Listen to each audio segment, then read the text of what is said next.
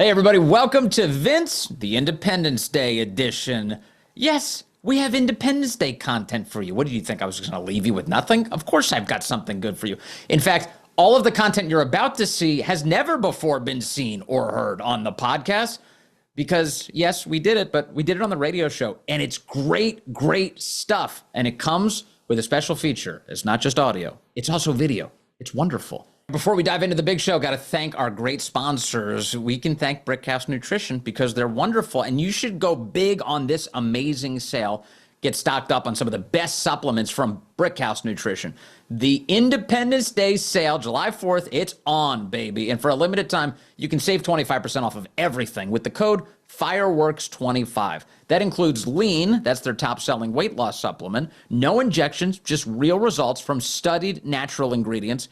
It's a great time. Get slim this summer, or Field of Greens. How about that? I love Field of Greens, the superfruit and vegetable drink that literally promises your doctor is going to notice your improved health or your money back.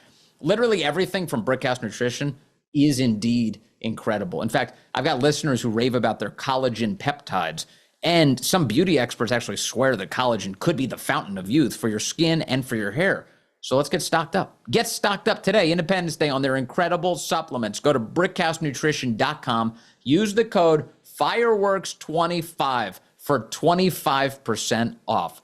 This sale's only on for just a few days, and I know these products really do sell out.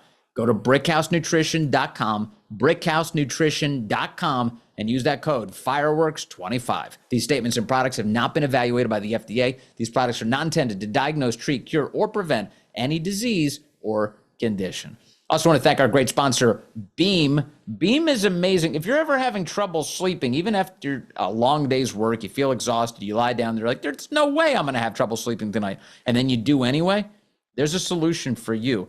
I use this solution. I love it. It's Beam's Dream Powder. Beam is proudly founded in America, run by people who share our values, hard work, integrity, and delivering results. It's a nighttime blend that's packed with science-backed ingredients that are actually shown to improve sleep.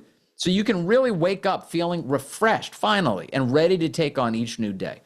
Dream is made up with very powerful, all-natural ingredients, including reishi, magnesium, L-theanine, apigenin, and melatonin.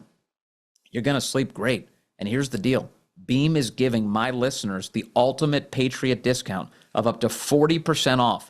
Try their best-selling Dream Powder. Just give it a try and get up to 40% off for a limited time. Go to shopbeam.com/Vince Show. Use the code Vince Show at checkout. That's shopbeam.com/Vince Show. Use that code Vince Show and get up to 40% off. It's Independence Day. I hope you're having a great one, and I hope you love what we have in store for you. Check it out.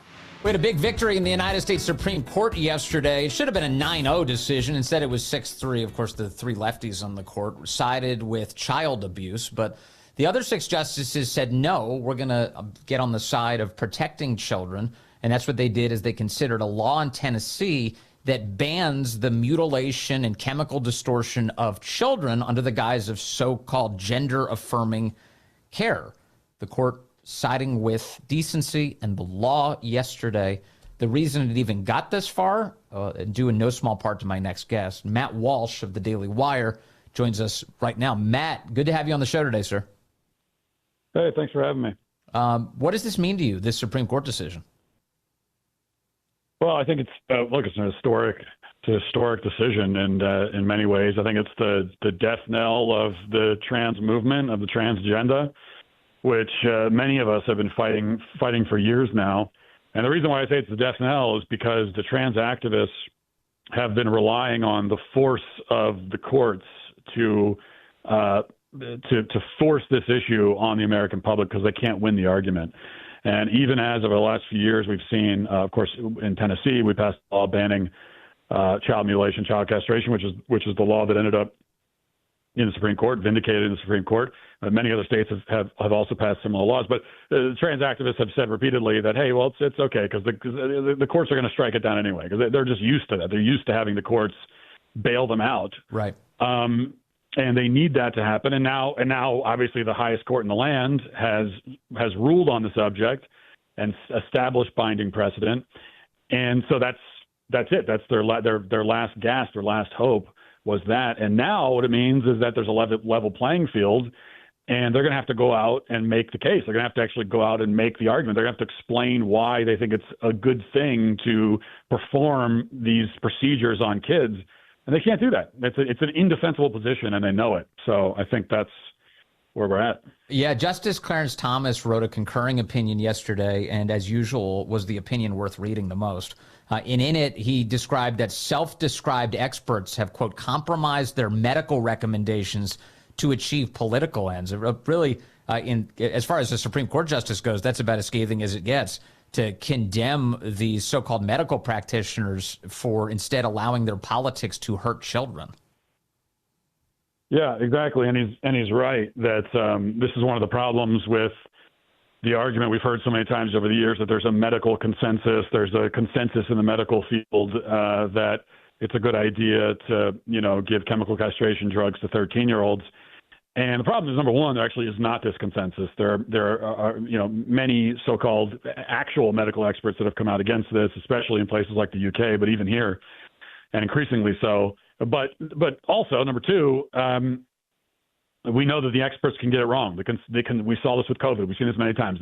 The consensus can be wrong. I mean, it wasn't all that long ago when the consensus of medical experts put out a letter saying that, even though COVID was supposedly this deadly thing, we all had to stay locked in. It's okay to go out as long as you're protesting for BLM. Then you'll be somehow you'll be exempt from the virus. There was a lot of medical experts who said that. So it's possible for people to get something wrong and just discredit themselves in the process. Especially when they are when they're advocating for something that is clearly ethically and morally deranged, as they were here.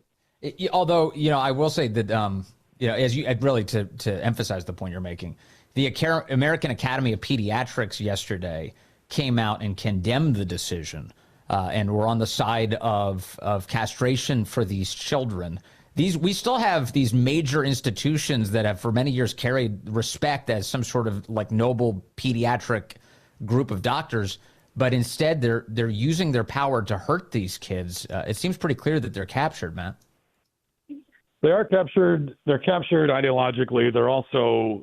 I think that they've painted themselves into a corner that they feel like they can't get out of. They're sort of beholden now to this, because what's the other option? You've got these so-called medical experts who came out 5 years ago, 6 years ago out of nowhere and said, hey, it turns out that actually boys can be girls. We never told you guys this before, but now you can't. It turns out that's the case. If they reverse course now and they say, oh, hey, actually got that wrong. Yeah. Well, then they have to admit that they have inflicted this horrific abuse and permanently damaged untold numbers of kids and adults, by the way. And that has all kinds of legal ramifications, financial ramifications for them that they can't allow that. It's the same reason why, yes. Look, you're always going to have the extremists who will defend this to the hilt, will defend it to the death because they're invested in it. You've got parents who, went along with this and did this to their kids. And a lot of them are going to feel like, well, I can't back out now. I'll have to admit that I've done this horrible thing. Yes. And so that's why the fight will continue. Yeah, and if people like Ketanji Brown Jackson are involved in the judgment of all of this, it'll get worse again, because during the oral arguments for this case, she said out loud that castrating a child is the same as an interracial marriage. She made that comparison. She said getting in the way of child castration would be like getting in the way of an interracial marriage in the United States. So they're willing to take this to ludicrous levels to defend it. They are, and that was her desperate attempt to make some sort of argument that this is a violation of the Equal Protection Clause, the guarantee that we're all equal under the law. But the problem, there's a lot of problems with that argument, but the main one is that that has to do with immutable characteristics, and right. Race is an immutable characteristic. Transgender status, and this is something that the majority opinion pointed out, and this was a key point in the arguments, is that transgender status is not an immutable characteristic. It changes by the second. I mean, if I say that I'm a woman now, then I'm a woman. If I wake up tomorrow and say I'm a man again, then I'm a man. And you have to trust that. You have to go along with that. That's not according to me. That's according to the trans activists themselves. By their own testimony, transgenderism is not immutable. It can change. It's fluid. They use the word fluid. Gender yes. fluid, right? So how can you say that, if I say I'm gender fluid, how can you say that being gender fluid is immutable? It makes no sense. It's a contradiction in terms. It's like saying you're a married bachelor. So the argument just falls apart immediately. Instantly. The predicate to your involvement in this, or I know you were interested in this for a time, but you really went after Vanderbilt University Medical Center in Tennessee for what they were doing to kids. Can you just take us back to that and what you were able to achieve? Yeah, it was almost 2 years ago that we launched our investigation into Vanderbilt in Tennessee. And of course, I'm in Nashville, and we had been on this topic for a long time. Of course, I've been in the fight against the trans madness for years before that. But we realized that, if you want to wake people up to the realities of what's happening, you have to get specific. It's one thing to just speak in general terms that, oh, these terrible things are happening to kids. But now we have to start looking at it. Well, this hospital, this actual hospital, this supposedly esteemed medical institution is doing. Here's what they are doing right now, and we kind of revealed all of that, and we posted on X and Twitter at the time, and it kind of started a snowball effect in Tennessee. And after that, we did a big rally, and some of our lawmakers in the state came and attended the rally, and then they responded to that with a law banning these procedures, and all of that.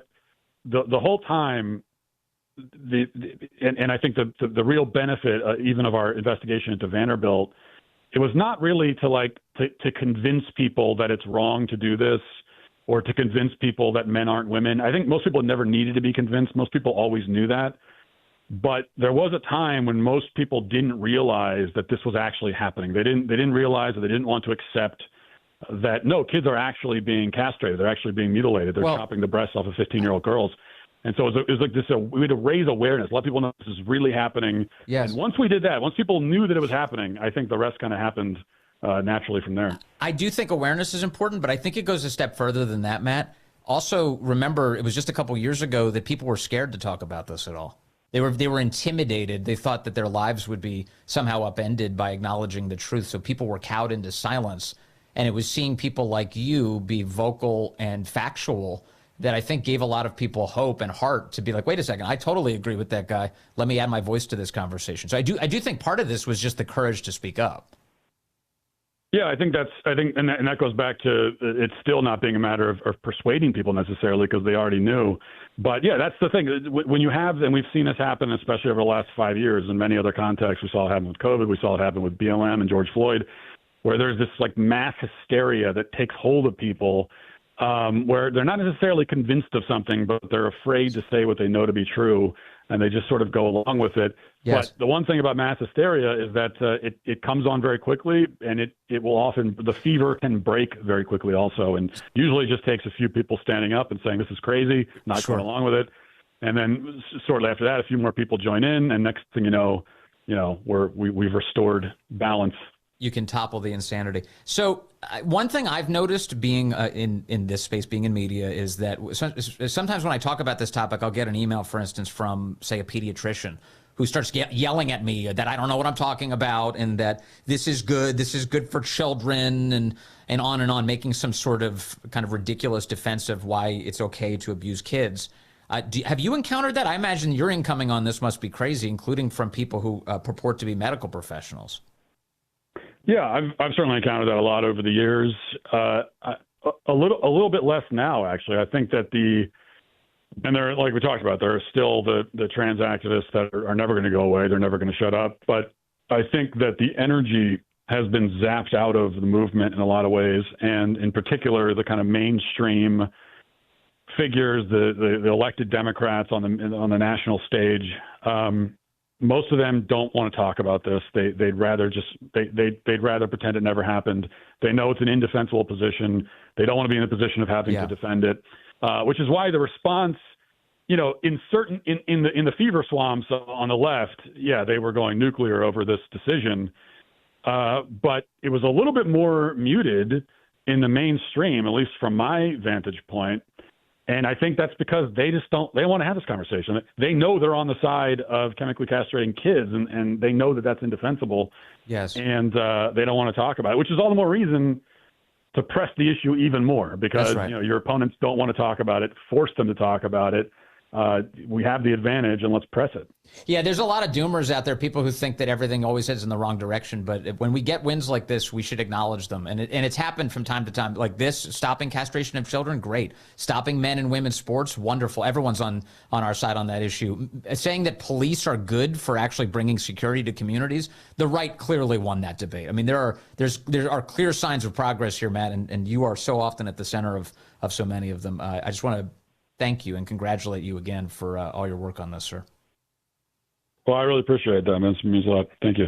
All right, Matt. Thank you very much. That's Matt Walsh of the Daily Wire, in a well-deserved victory lap here for him and his efforts. And of course, I didn't even mention his movie "What Is a Woman," which I think a lot of people were able to wake up to what the hell was going on just by seeing that. And being it was like, a fantastic movie, an incredible movie, and in a world where look, I mean.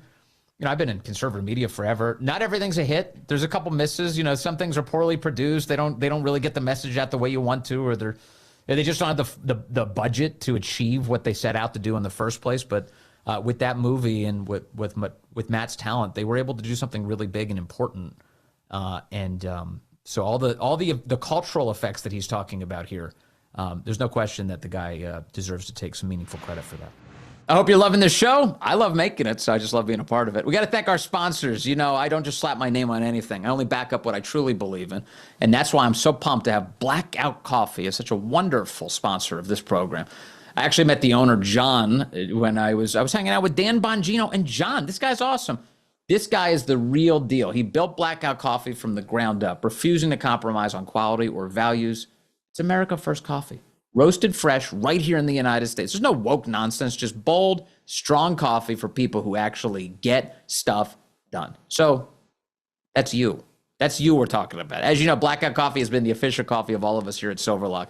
So you know this is a brand that stands for the right values.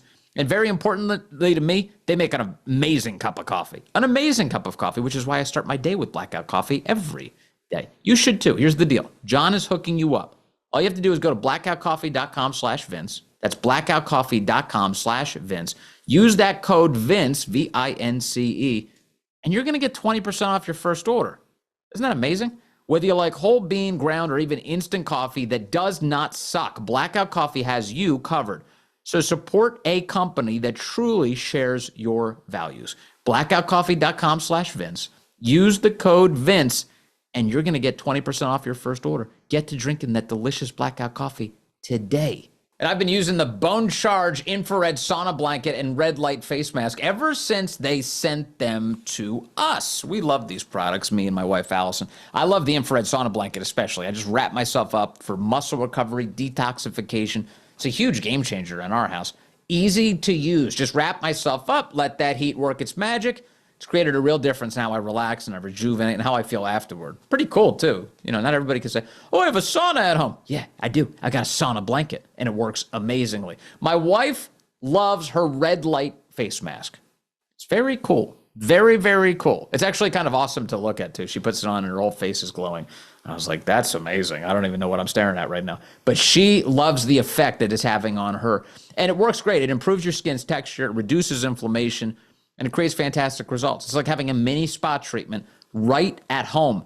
If you're thinking about trying either of these products out, well, you're in luck. Just head to bonecharge.com. That's BONcharge.com. Use that code Vince at checkout. You get 15% off, baby. Both of these products have made such a positive impact on helping our wellness routine. You're going to love them too. Use the code Vince at bonecharge.com and save 15%. These statements and products have not been evaluated by the FDA. These products are not intended to diagnose, treat, cure, or prevent any disease or condition. All right, the late, great Jimi Hendrix has a famous song called Hey Joe. And just like everything else, Democrats are trying to ruin it. Hank Johnson apparently was given a guitar, or someone maybe he purchased it. I don't know. Maybe insider trading finally resulted in a nice electric guitar. He didn't bother tuning it. No one tuned it for him. And it resulted in this remake, a parody version of Hey Joe becomes Hey Trump. as sung by Hank Johnson, a man who believes too many people standing on one side of an island will result in its capsizing. Listen to this. I'm compelled with a new guitar and with some thoughts about that old song, Hey Joe, you know, to give some commentary on where we are now. Oh, no. Oh, no. Hey, Trump, where you going with that gun in your hand? I think we finally answered the question, Jim. He's not good at anything. There's nothing. You always hold out hope. You figure like, well, maybe there's something else they could do. But we're just going down the list with Hank Johnson.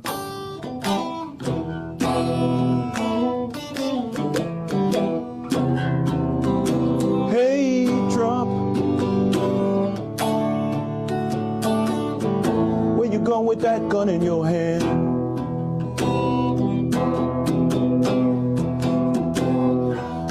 Ever been to a bar and then all of a sudden live music begins and you didn't expect it? You know, you're sitting there with a buddy, two of you just having a drink, and then right at the corner of the bar, somebody just starts strumming a guitar. You know, I don't know, they knew a guy or something, and they end up there sitting on a bar stool playing, and they set up a little cup for the money. Is there any chance you're reaching for your wallet here, Jim? You're gonna pull $1 out for this guy, like maybe a pity dollar, like zero chance. No chance, no chance.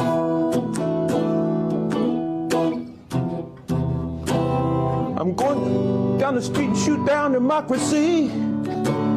Shoot down democracy? You know I want to be a king someday.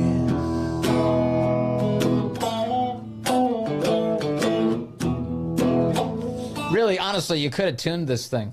What kind of guitar is that, Jim? Did we That get is an a answer? Fender Stratocaster. That is an abuse of a Fender Stratocaster. Okay, all right. So this is a beautiful guitar, more than capable of delivering a sweet sound, and he didn't bother to tune it, and he has no idea what he's doing with it. So this is a weapon placed in the wrong hands. I'm going down and shoot democracy down. You know I want to be the king someday.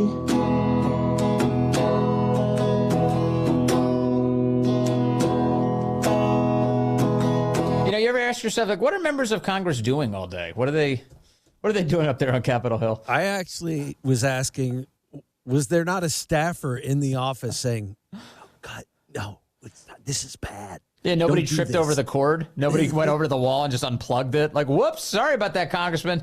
Or just like, you know, hey, the power went out. It's so weird.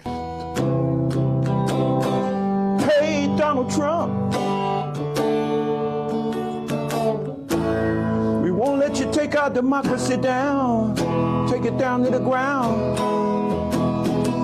I mean, Hank Johnson, like every other Democrat, spends so much time thinking about Trump that he's writing songs about him now. He's writing music about President Trump. Yeah, sure, it's stolen. It's obviously, but you know, Jimi Hendrix created a masterpiece. This guy crapped all over it. But again, they can't help themselves. They're making art with Donald Trump's name in it, if you can call this art.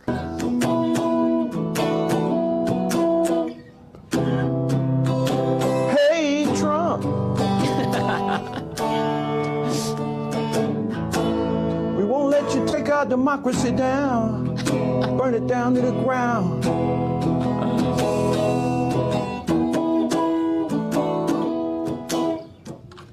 That's it, y'all. Oh, that's it. That's it. That's it. That's him saying, that's all you have to hear. Hank Johnson.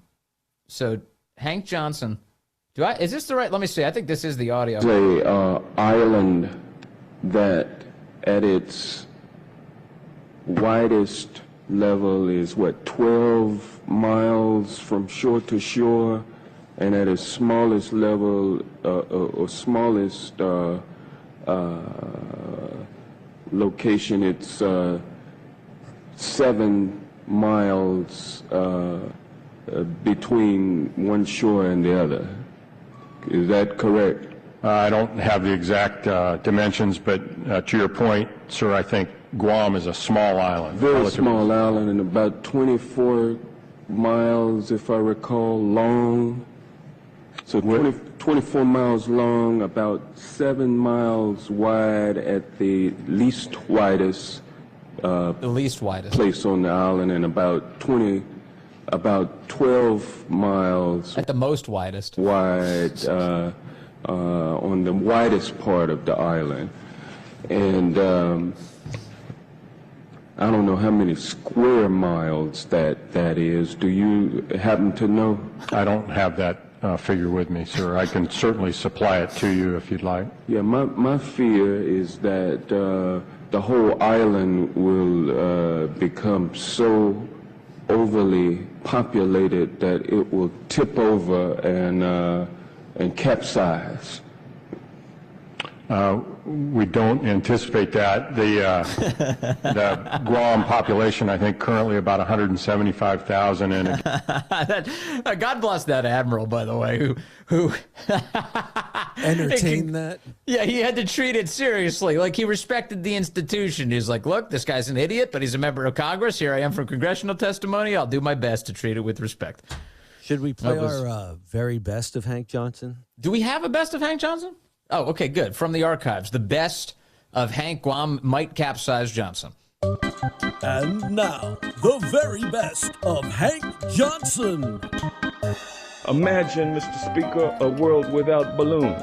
Yeah, my fear is that the whole island will become so overly populated that it will tip over and capsize. What happens when you put in a cage fight a giant in with a midget?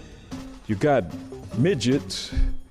The midget will not win the fight, I'm gonna tell you that. Digging a hole down in the basement so deep that there certainly is no semblance of a safety net down there. I have found that the use of the midget, the use of the M word is no longer socially acceptable. How can we make sure that the injustice of there being no helium for comedians? If you want to find out more about little people or abnormally small people or unusually small people, there's a website, there's a group actually called the Little People of America. Imagine a world without balloons.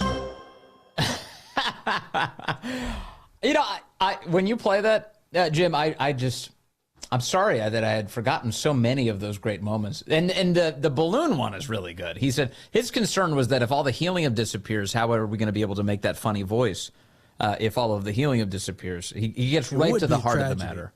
That's the tragedy of losing helium, that you wouldn't be able, comedians wouldn't be able to make that funny voice.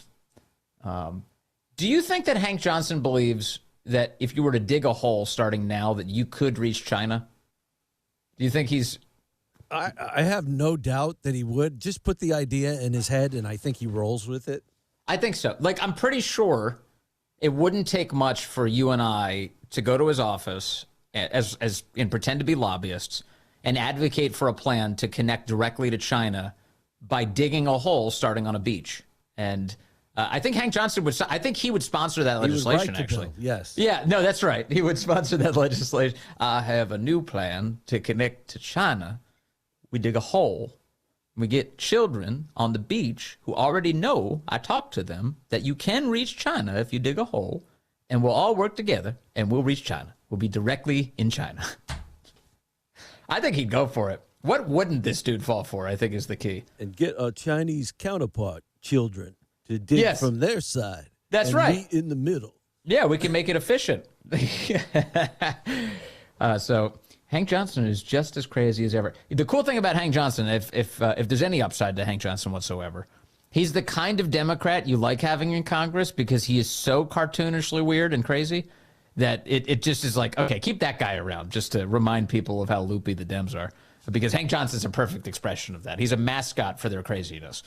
So Hank Johnson, thank you for your destruction of a great Jimi Hendrix song today, adding to the body of your work. I can't wait. What's going to be in his obit? What are they going to write about when they look back on his life? He screwed up a Jimi Hendrix song. He wrongly thought that you could capsize Guam by standing on one side of it. And he lamented the eventual loss of helium because comedian voices would never be squeaky again. I think the epitaph on the tombstone will be, imagine a world without balloons. That's right. Dude, they probably will do that. Seriously. Imagine a world without balloons. Hank Johnson. Can I give you a serious note, though, on that? Yeah. When I was up there and I was waiting to get in to see my congressman, and you have to wait outside in line to go through the screening and all that. Sure. I swear I saw them wheel him in a wheelchair. Hank Johnson was. Yes. Well, he into the looks better Longworth today. Gate. He was Yeah. standing playing the guitar. He wasn't in a wheelchair for that experience. I did a double take and looked, and I'm like, is that Hank Johnson, and why is he in a wheelchair? Maybe that's how he likes to get around. Maybe they have a chariot for Hank Johnson. That's how great he is. He's King Johnson. They just move him around the building that way. Given all of his past successes and conquests. So there you go. Hank Johnson today, acting crazy as usual. All right, we got a couple. I'm also receiving notes right now from people in Louisiana who do not like the fact that James Carville is known as the Raging Cajun. They don't like that they're associated with him at all. It's hard for me to blame you for that. But apparently he's being more unhinged than usual. This is the promise that Jim has been making to me. So for all of us now, here's James Carville going absolutely apoplectic about Trump. A smart observer took some pictures of his hand. We're What is that sound? What? It's like ooh, mow, mow, mow, ooh, mow, mow. There is Carville making noises.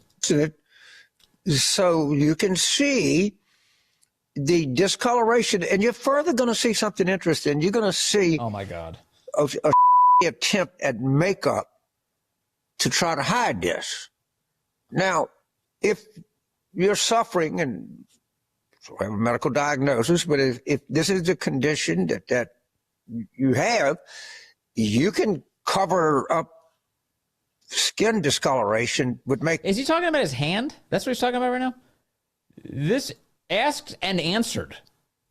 Earlier this year, the White House actually addressed this. There was some discoloration on the back of Trump's hand at one point, and somebody asked about it. They said, "What's that all about?" And the White House said, "Actually, he was shaking thousands of hands, and people just kept crushing his hand. They just boom, boom, boom, boom." And he's an older dude. You get some bruises on your skin occasionally. The older you get. So that's the conspiracy that James Carville's looking to dig into. How is it that the president of the United States, who relentlessly meets with people and shakes hands, and the White House already attributed it to that. Rightfully so. You're allowed to ask about that. Is the president healthy? He certainly looks healthy, but what's the hand thing? People were squeezing his hand, crushing it. And that's it. You know that Teddy Roosevelt used to have all sorts of injuries all over his body as president of the United States. He would appear for public events. He'd have bruises on his face, and his hands would be broken. One hand would be broken. He'd be shaking with the other hand because he was constantly participating in combat sports in the White House. He'd have stick fights, like little broomstick fights with members of the cabinet. They'd be beating the hell out of each other at the White House, and then he would go off to do a White House event. You know? It's a good thing James Carville wasn't around at the time to create conspiracy theories about what was happening to Teddy. And you're not being served by a commentariat that basically has one thumb up its ass and one thumb in its mouth and is switching every 30 seconds. What? Go do your job. Did he say switching? Is that what he said? I think it was twitching. Oh, No, it twitching. may have been switching. It could have been. Whatever it was, it's demented. Find out what's going on with his hand. Find out what's going on with his capacity. Have people look at his slurred language. Have people look at the deterioration that's going on right now. Obviously, as you hear all of this craziness, you can't help but think to yourself, are you serious right now? Are you serious? Do you know who the last guy was who occupied the Oval Office? President Otto Penn, the dude that the media assiduously avoided talking about every visible feature of his deterioration. And now you're telling us that the guy who seems as fit as a fiddle, and I'm telling you, this is normal. I almost shudder to say this because it almost feels North Korean to be like the President Trump is in better mental and shape than I am. But I look at this guy, I'm like, I don't even know how he does it. I do 4 hours of content each day. We've got the podcast, we've got the radio show. At the conclusion of it, I'm like, man, holy cow, the day is over. I was, kind of engaged for a bunch of hours. Trump Trump is trying to solve wars and sovereignty, the economy. He just bought American flags for the White House, and he looks like it's a breeze. He sips his Diet Coke and he moves on to the next thing. And James Carville wants you to believe this is a sign of a man who's losing it. That he's like, oh, look at him. Something's wrong with this man. And the madness and the corruption and all of the other that's going on. Whoa, rah, rah, Johnny come marching home together. We're going to bomb this, bunker bomber, atomic bombs, blow, bomb. And then listen to what the fucking idiots say on TV. Well, what about the Democrats? They only got a disapproval rating. And what is that? I don't think that's his accent. I think that's his brain. I think we got a deterioration problem going on here with the Raging Cajun. They come marching home together. We're going to bomb this, bunker bomber, atomic bombs, blow, bomb. And then listen to what the fucking idiots say on TV. Well, what about the Democrats? They only got a disapproval rating, and the hope ain't that we're going to stay collapse and this and that, and let's have a panel discussion, and we're going to have a regression analysis, and we're going to do all that. And I love that he's whining. I love it. I adore it. Yeah, you just keep whining, James. Are you talking about? And don't worry about having a panel discussion about the Democrats. What are they going to do? Look at what's right in front of you. What's right in front of you. That's the expert analysis the Democrats rely on right there, what he's doing. You know. I'm tired of all these people saying the Democrats. And then they have the panels and they talk about the. You know. He's doing the Swedish chef routine. And I think there is sufficient reason to marshal resources and together to see what the hell's going on here, which may be even marshal resources. What do you mean marshal resources? What's the point? He wants another special counsel. Is that what he wants? He wants another impeachment palooza. By underlying, what do you call it? Syphilitic? I don't know what the medical word for it is. Syphilitic. In other words, he may have the clot. And I think this is. I think is because, and we had the No Kings, which is the largest thing.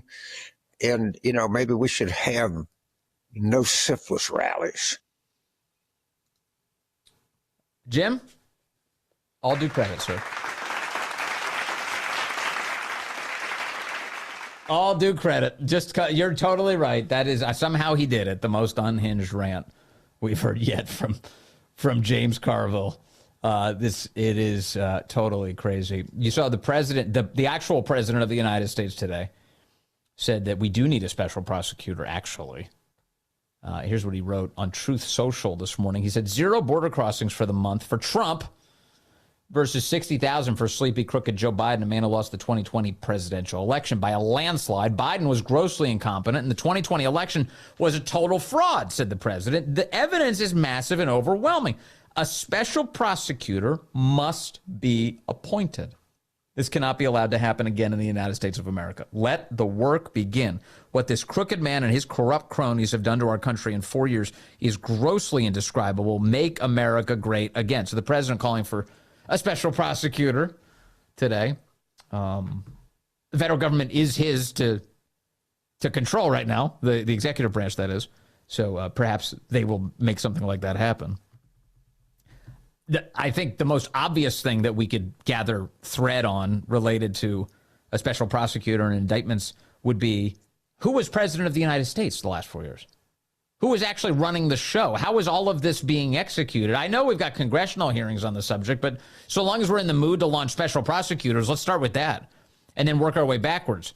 Okay, then who installed him? Under what conditions? What kind of fraud was necessary to put a mentally disabled human being in the Oval Office? That there's a big portfolio of stuff you could cover with that.